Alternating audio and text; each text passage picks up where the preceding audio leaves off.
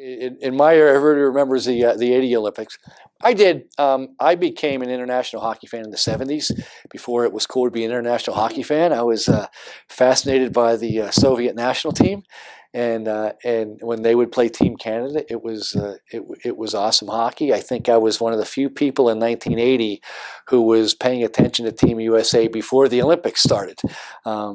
There was no chance, of course, they could win a gold medal, and they did. And that was such an important event in the country because you had so many casual sports fans who never paid attention to hockey, and that captured your attention. The political situation with the Soviets in Afghanistan, there was so much going on. To have that team win and pull that upset, it still kind of gives me chills today. And I know that got a lot of little kids playing hockey. Maybe more so in Minnesota and Boston, where most of the players came from. But it really, there's a certain generation when the U.S. players who won the World Cup in '96, I think all were products of that 1980 team. You see these surges, so that was really important. And the last 5 seconds of the 1980 medal match between the U.S. and the USSR are indelibly burned into the memory of many Americans. The victory of the underdog U.S. team, made up of college students, inspired many young Americans to pick up their skates and take an interest in the game of ice hockey. Previous to this match, hockey was a predominantly Canadian sport. In 1980, Canadians made up 84% of the National Hockey League. In Pittsburgh, a city dominated by football, the Canadianness of the game made it difficult for Yinzers to connect with the professional hockey team, the Penguins. This changed with the signing of Quebec superstar Mario Lemieux in 1984.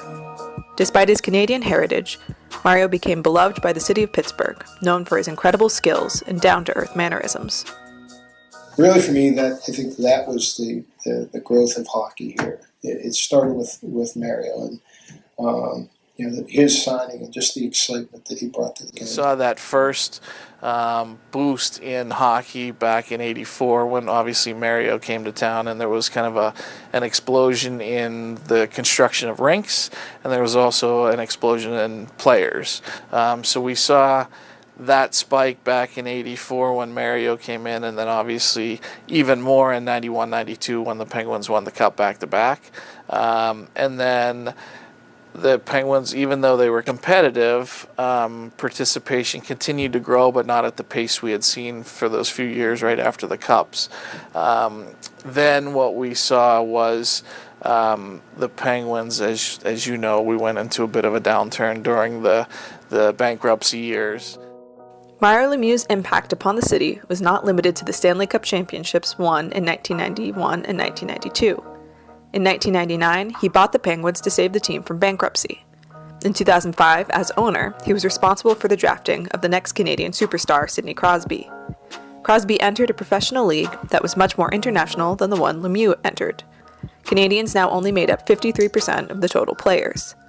Crosby represented a new kind of hockey star, one known globally, one who played alongside Russians instead of competing against them in the cultural Cold War. His impact upon the city and development of the game is profound and ongoing.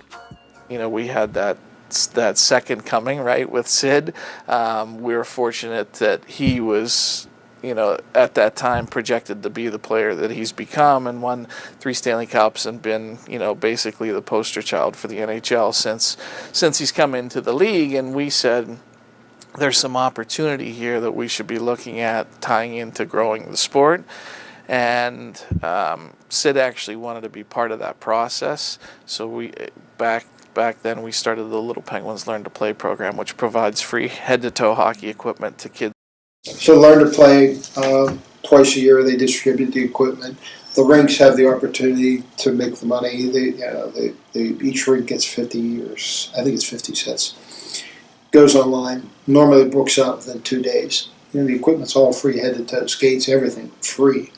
You probably, if you went, a parent went out to buy that equipment, well over $300. We've been, you pinch yourself in Pittsburgh. We've been so lucky with the talent that we've had here. I don't know if people here realize how lucky they are. To have this many great players and this many scoring championships and this many championships. And we know that youth hockey enrollment spikes when the team is good. It just does. It's a cool thing to do. You want to emulate Mario. You want to emulate Sid. You want to emulate the Stanley Cup champions. We've seen those ebbs and flows. We'd like to get beyond that. We'd like to get to the point where hockey is just hockey. You play it like you play baseball and basketball and football. And we think we'll get there, but it has been a huge impact. And those guys, too, have done a great job of giving back. Those two in particular, of giving back to Pittsburgh. Mario's lived here since he was 19 years old, and he's given back a lot to youth hockey and obviously to our organization. Sid's very, the Little Penguins program here that gives that free equipment was Sid's idea. I mean, he came to us knowing, grew up in a Canadian environment where everybody plays hockey, but his parents made a lot of sacrifices for him to be able to play because he had to travel too from Nova Scotia. So he knew the game was very expensive, and he wanted to come up with a program where we could just get kids on the ice who might not have been able to afford it. All sports are trying to go international. Hockey already is international. It's in a lot of, it's as international a sport as you can get, and you want to kind of capitalize on that as much as you can. But certainly Sid and Mario and Evgeny Malkin, those kinds of players, make you a marquee team, make you more popular in that environment. So that's been a plus.